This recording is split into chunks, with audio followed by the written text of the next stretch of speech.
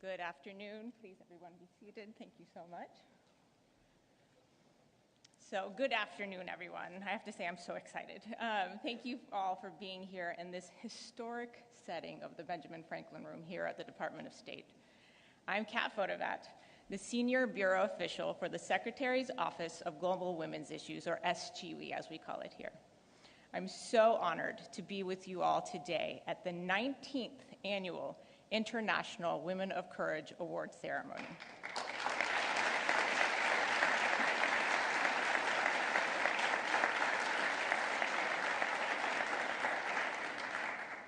We are so excited to have so many distinguished guests and our courageous awardees. I'm so glad the weather in DC greeted you all with our beautiful cherry blossoms and a million blooms, just like the courage blooming all over the world, inspired by the incredible women we honor here today. Established by former Secretary of State Condoleezza Rice, this annual award celebrates women leaders from around the world who have demonstrated exceptional courage, strength, and leadership, often at great personal risk or sacrifice. 19 years, which is the same age as my son, is a testament to the importance of this award and the work it represents, a clear and powerful statement that the United States strongly supports the participation and protection of women and girls, the defense of their human rights, and their empowerment.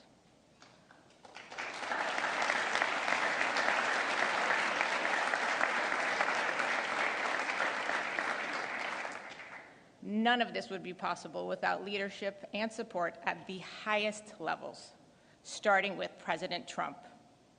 Thank you to First Lady Melania Trump and Secretary Rubio for your deep, long-standing commitment to women and girls globally.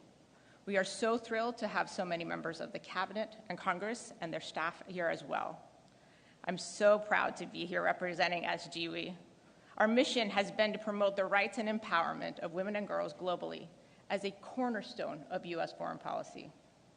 As President Trump said, when women are empowered to participate in civic and economic life, their communities, their families, and countries are more prosperous, healthy, and safe. My office works across three main areas that, as the Secretary outlined, advances the President's America First vision. Making America safer by ensuring the protection of women and girls from violence, a central part of securing our border, combating terrorism, and fostering global peace and security. Making America stronger by advancing women's meaningful participation in political, peace, and security processes, leading to longer-lasting peace and stability around the world. Making America more prosperous by supporting women's economic empowerment and fostering American investments, innovation, and interest over our strategic competitors. Now, the International Women of Courage Awards highlight the critical role women play in peace and stability. The 8 individuals who you will learn more about in just a moment embody those American values abroad and promote efforts that their countries and regions are more secure. I am pleased now to introduce their stories to you. Please see the screen.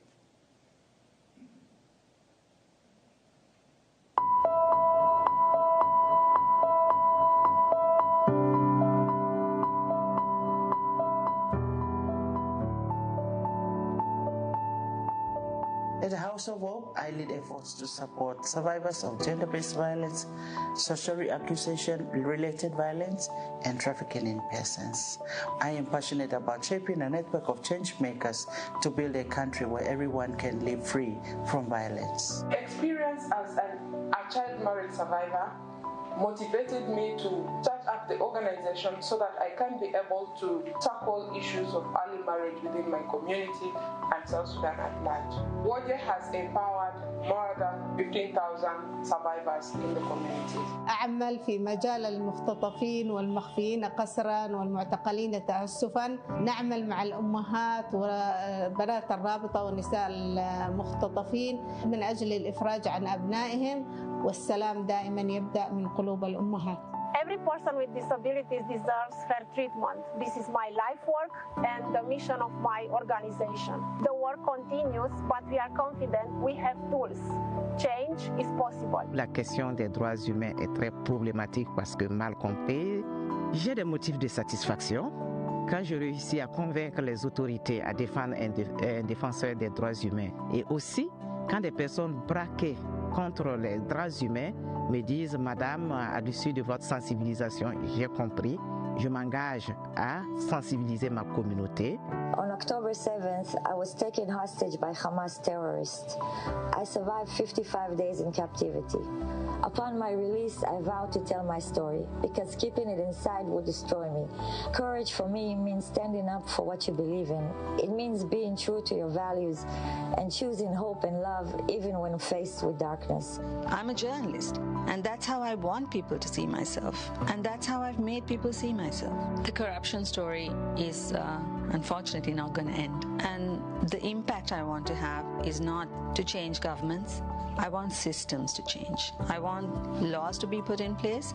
I want institutions to be strengthened so that people are not able to abuse them. And that is what we have, as investigative journalists, always fought for. And that's what I will keep fighting for. Conserving Tubataha is ensuring the food security of the country. As a marine protected area, we have become a model for other marine protected areas. We have brought pride to the country, and we have contributed to the global conservation goals. For me, courage means making a decision, making one's choices despite the uncertainties.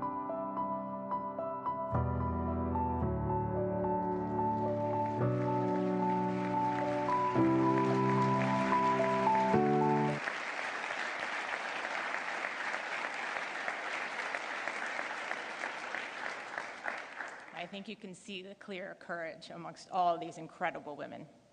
Now, it is my distinct honor to introduce, from the great state of Florida, like myself, our Secretary of State, Marco Rubio. Go Gators!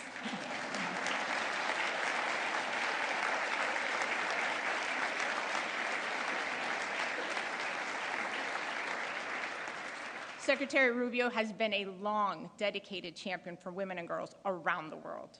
As a U.S. Senator, he worked tirelessly to advance policies that strengthen women's roles in peace and security efforts, recognize their critical contributions to global security and American strength. He also worked to ensure that girls, particularly in conflict zones, have access to education. He played pivotal roles in making sure their efforts to end violence and human trafficking, striving to create safer environments for women and girls around the world. As a father of daughters, I know his passion for these issues is also deeply personal, driving his commitment to a future where all women and girls have the opportunity to lead, succeed, and thrive.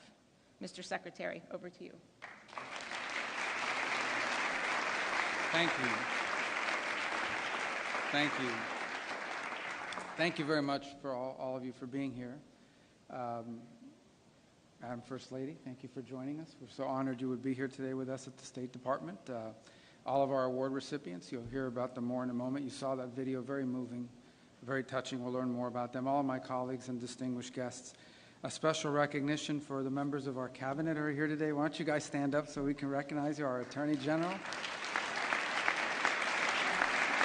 the Secretary of Small Business, of Education, and of Labor.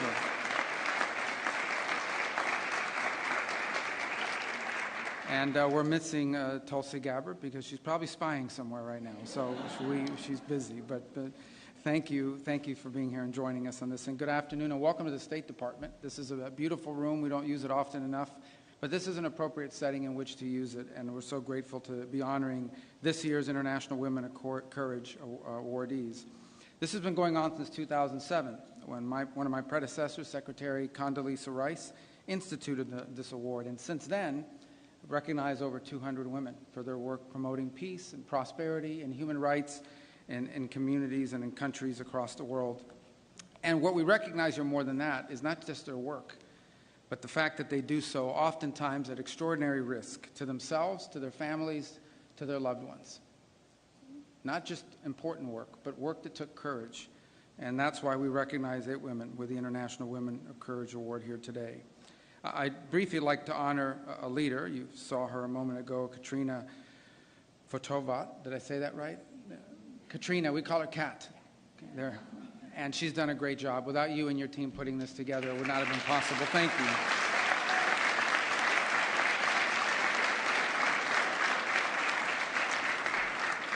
I want to also personally thank the woman of courage who lives in my home, my wife Jeanette, who rarely gets to join us.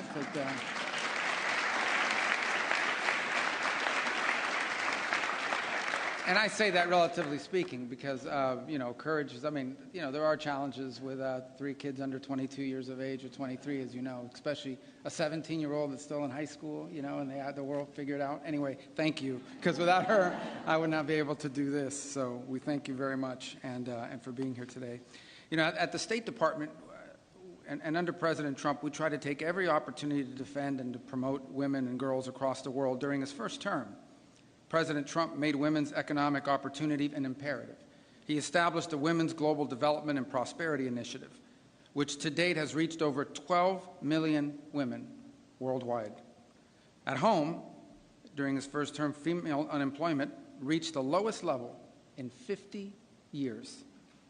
President Trump also signed the Women, Peace, and Security Act, a bill that I was very proud to have been a co-sponsor of when I was in the Senate. And it was the first comprehensive law passed in any country in the world, first law passed by any country anywhere in the world, focused on protecting women and promoting their participation in society. President Trump is also working now to fulfill his promise to end a brutal war that's going on in Europe as well as in the Middle East. Wars that aren't just costing the lives of soldiers and civilians, but where women in these wars, in these conflicts, as you will hear somewhat today, are kidnapped, and they're assaulted, they're displaced, they're killed, their families are in danger. And one of our honorees today knows that too well, because on 7th October of 2023, Amit Susanna was abducted from her home by Hamas.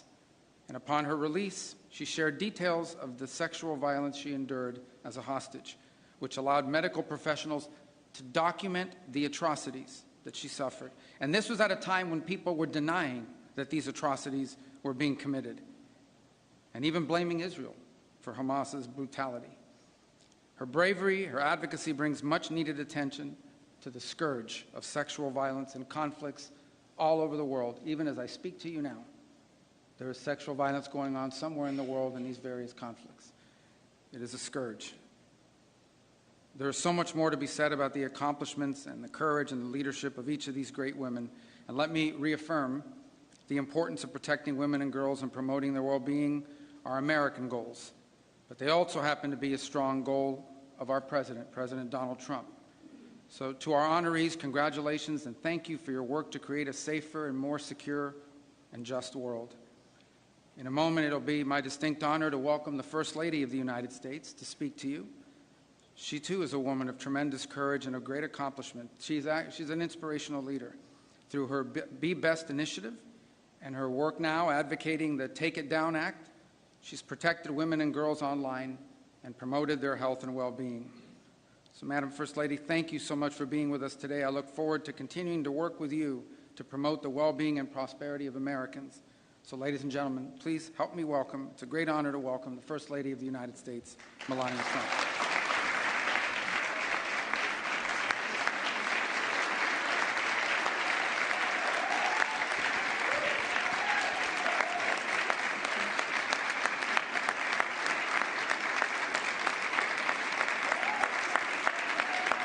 Thank you.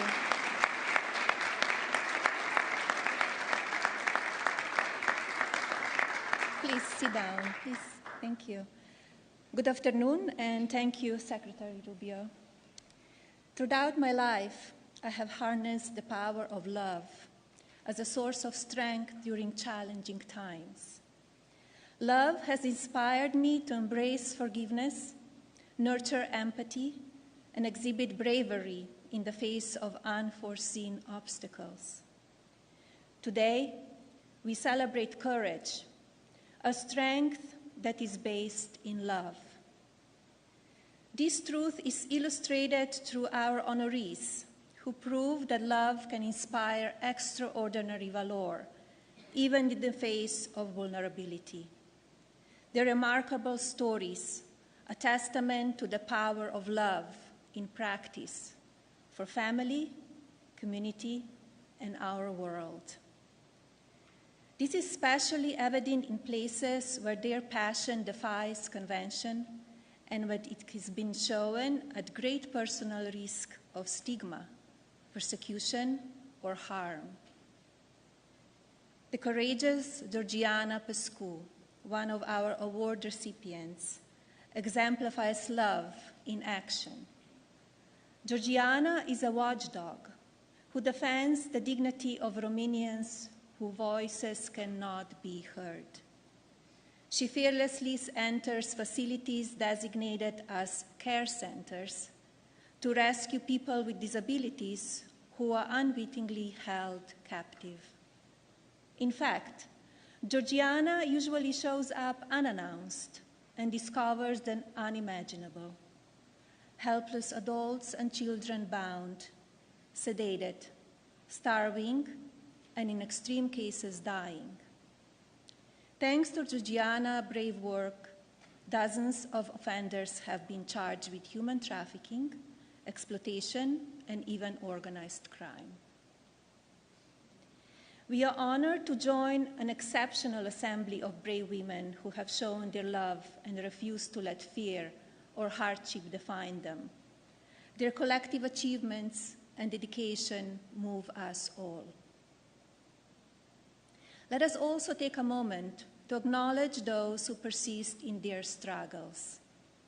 For each of them, love serves as a powerful catalyst, instilling in a profound sense of purpose in their endeavors. To the women who are driven to speak out for justice, even though their voices are trembling. To the women who are motivated to rise up for their community when others remain indifferent. To the women who feel compelled to heal wounds caused by hatred and cherish peace. The 2025 International Women of Courage Award recipients came from diverse backgrounds and regions. Yet, love transcends boundaries and territories. It is a universal language. Their courage propels us of humanity forward by advocating to end violence against women and girls, promoting democratic governance, defending human rights, championing education, and fighting injustice. Through their efforts, they instigate progress for all of humanity. These extraordinary women illuminate the transformative power of love in shaping our world. Their journeys remind us that true courage is born from a deep commitment to others, showing that love fuels the call for justice. Through their brave actions, they inspire us to embrace our own potential for change, teaching us that while courage drives us forward, it is love that lays the groundwork for lasting impact. Let their stories motivate us to take courageous steps, knowing that each act of love can spark a ripple of transformation. Thank you, and thank you for being here today.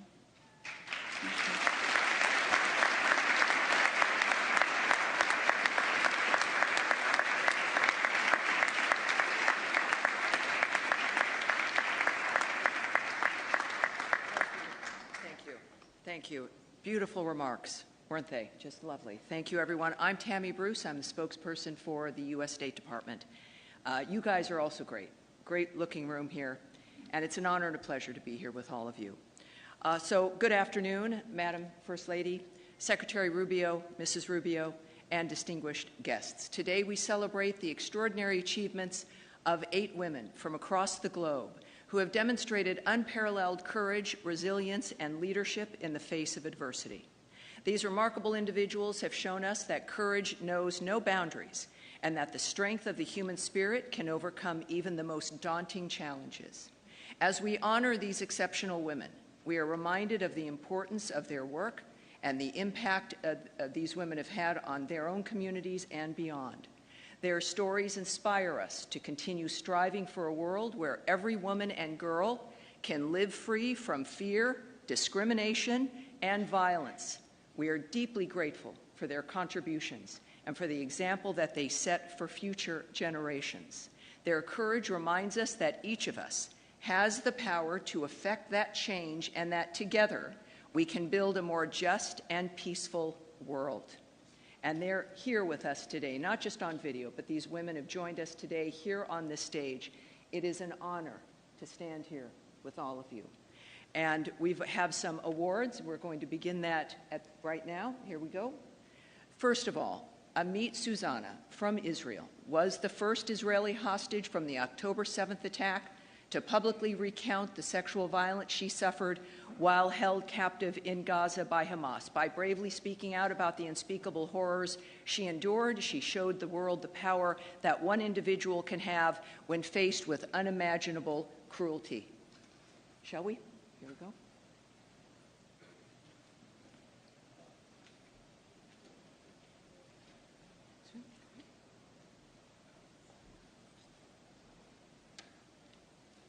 Amit Susanna.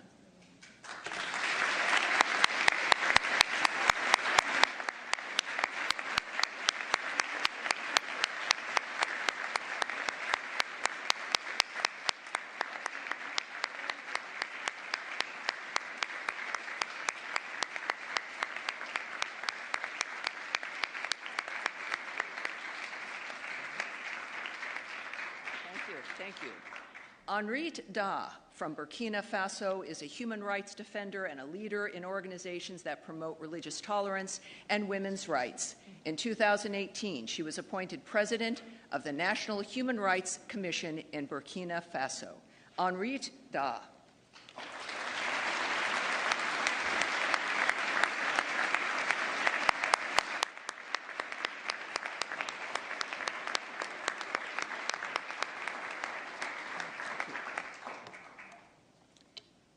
Major Valina Higa from Papua New Guinea is a key figure in combating trafficking of and violence against women for over a decade.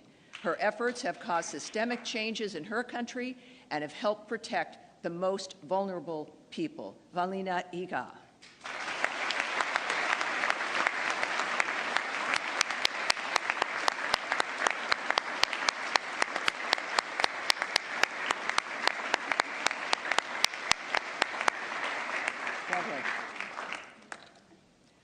Angelique Sanko from the Philippines, also known as Mama Ranger, leads a small team of rangers protecting the Tabuta Reefs National Park from illegal fishing and poaching. Her work on maritime law enforcement includes a passion for rehabilitation and conservation. Under her leadership, the reef has seen dramatic decreases in trespassers in that protected area. Angelique Sanko. Mama Ranger. Okay. Yes.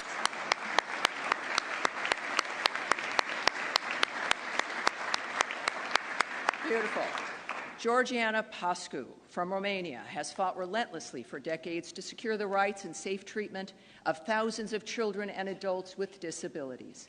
She is leading the way in helping the world understand that women, girls, and persons with disabilities deserve to be protected. Georgiana Pascu.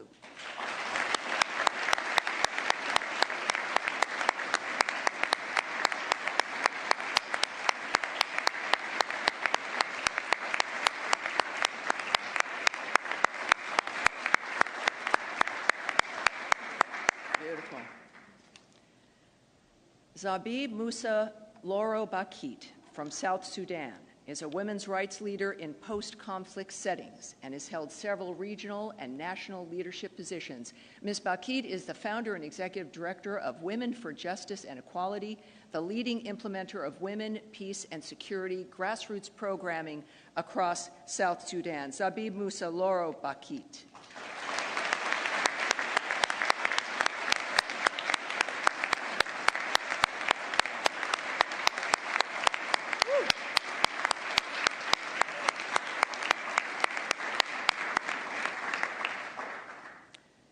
Namini Vijay Dasu from Sri Lanka is an award-winning investigative journalist, initially chronicling the human toll of Sri Lanka's civil conflict, and while working to combat corruption to bring accountability to those in power.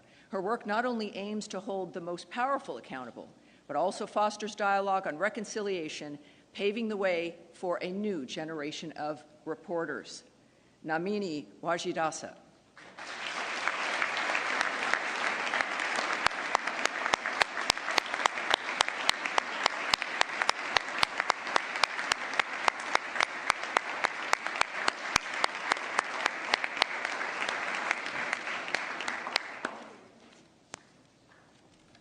Amat El-Salam Abdullah Abdo El-Haj from Yemen continues to be a powerful voice in bringing international attention to the plight of thousands of Yemeni detainees and their families. Ms. Haj and her organization, the Abductees Mothers Association, has played a pivotal role in documenting the abductions of over 9,500 people and securing the release of 950 forcibly disappeared individuals. Just remarkable dynamic. Amat El-Salam Abdullah Abdul El-Haj. Beautiful.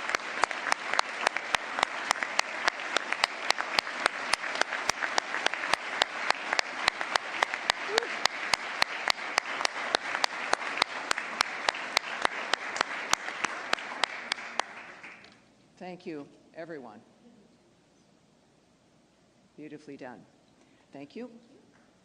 Thank you very much. And now, if I may, furthering here, I have the distinct honor of honoring once again and welcoming Amit Susanna from Israel to the podium to speak with you a bit more, providing her remarks about her journey.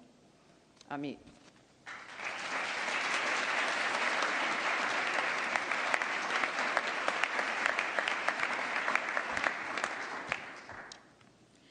Distinguished guests, fellow women of courage, Secretary of State Marco Rubio, and Madam First Lady Melania Trump. It's a pleasure being here today. It is with deep gratitude that I stand before you today as an awardee of the 2025 International Women of Courage Award, alongside the courageous women here, women that I'm honored and grateful to have met. This is an honor I never imagined receiving, and one I wish I didn't have to accept under these circumstances.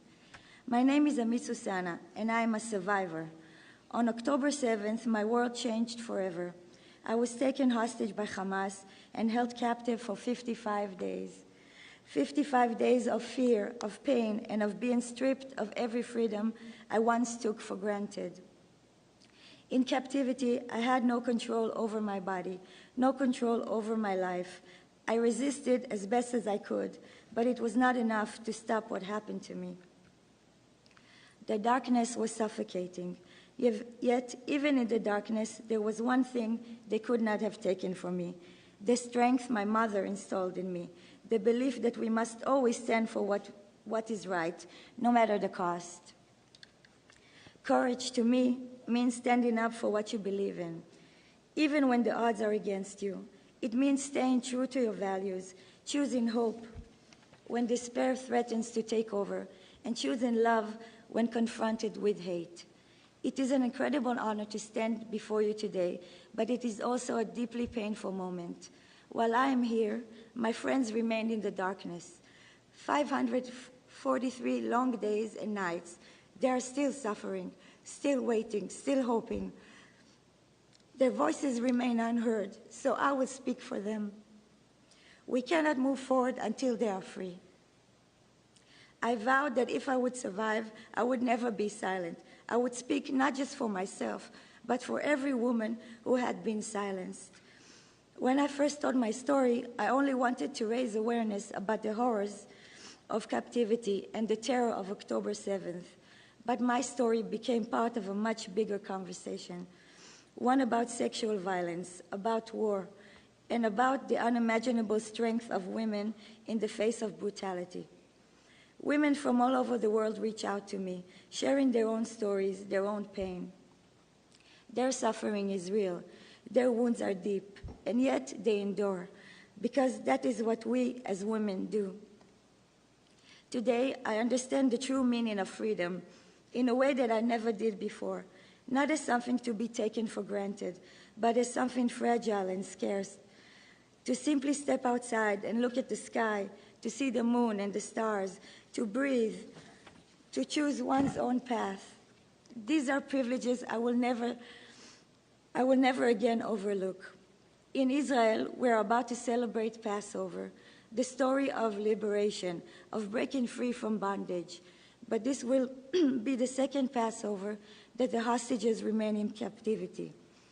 And across the world, Christians will celebrate Easter, a time of renewal and hope.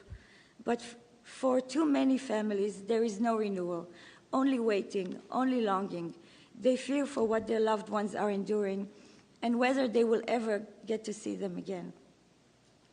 I accept this award not for myself, but in the name of all the brave women of Israel, the women who endure, who led, who refuse to break. Women are stronger. We are the stronger gender, not because we do not feel pain, but because we rise from it, because we fight, not just for ourselves, but for those who cannot fight for themselves. Sorry.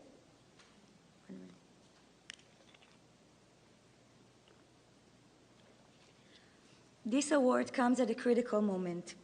The hostages cannot wait. Every single day that passes is another day of unimaginable suffering. With every passing moment, their pain deepens, their hope fades, and their chances of survival diminish. I call on the world to act, to bring them home now, not tomorrow, not next week, now. I am deeply grateful to President Trump and his administration for their role in the last hostages exchange, and I trust that they will continue their efforts until every last hostage is free. The International Women of Courage Award is more than an honor. It is a responsibility. It is a reminder that courage is not just about standing strong. It is about standing together. It is about fighting for those who cannot fight for themselves. It is about choosing justice over silence, action over fear. I want to express my deepest gratitude to the U.S. Secretary of State for its dedication to the International Women of Courage Award.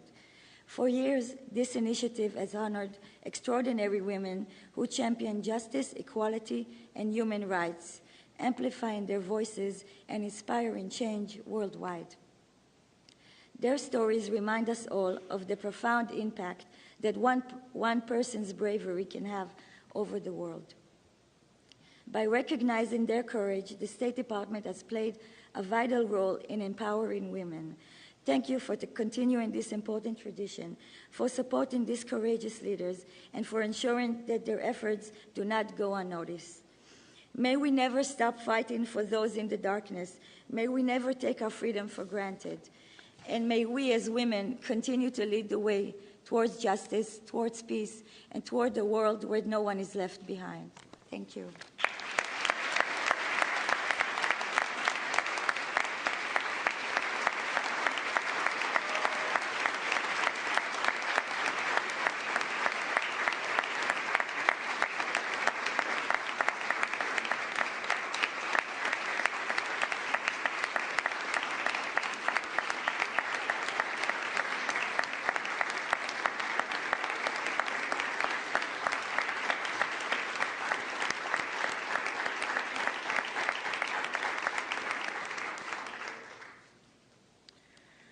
Thank you, Amit, for those incredibly powerful remarks. Your story and those of the other women honored here today represent the stories of countless courageous women around the world who each day make their communities and regions safe and more peaceful and more secure. To all of our IWOC awardees, and you all haven't seen this, but they are such sisters right now already, and it's been just a few days, and it's beautiful, and I have so many funny stories to tell of all of them.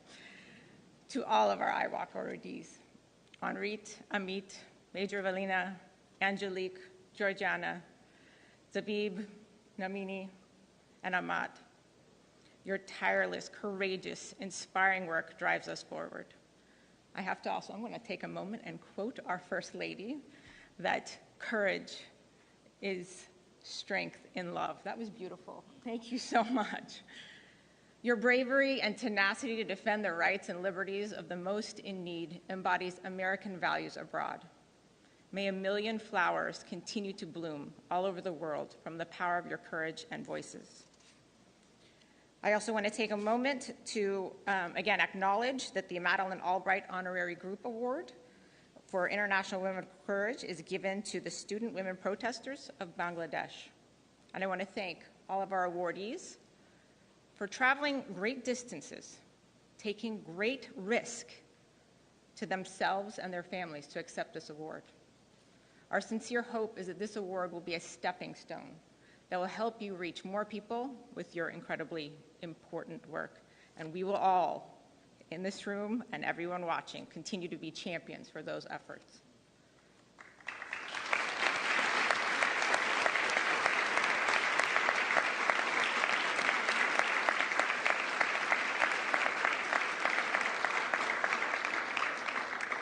In closing, I want to again thank our First Lady, our amazing First Lady, Mrs. Melania Trump. Please, another round of applause.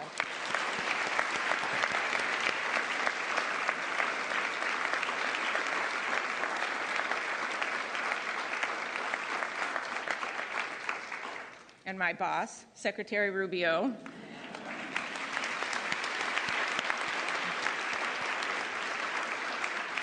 And Mrs. Rubio for generously hosting today's ceremony.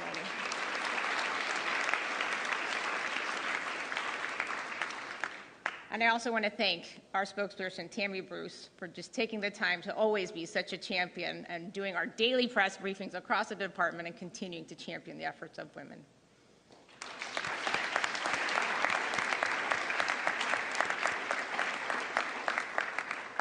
I also want to thank the First Lady's team, as well as Councilor Needham's team, the Assistant Secretary Exner's team, for all their efforts in making today possible.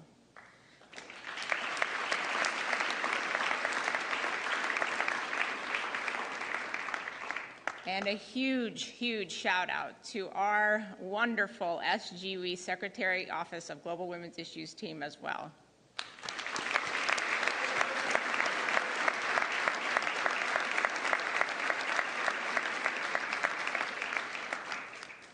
And finally, I want to extend our wonderful thanks to our Bureau of Education and Cultural Affairs for their continued partnership on the IWalk program, especially our International Visitors Program, for all your steadfast collaboration.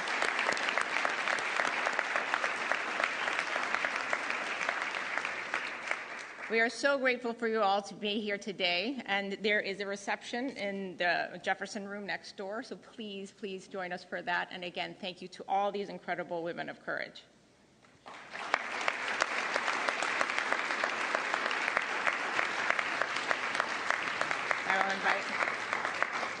I will invite our First Lady and Secretary to please exit first. Distinguished guests, please remain seated as our stage participants depart. Thank you.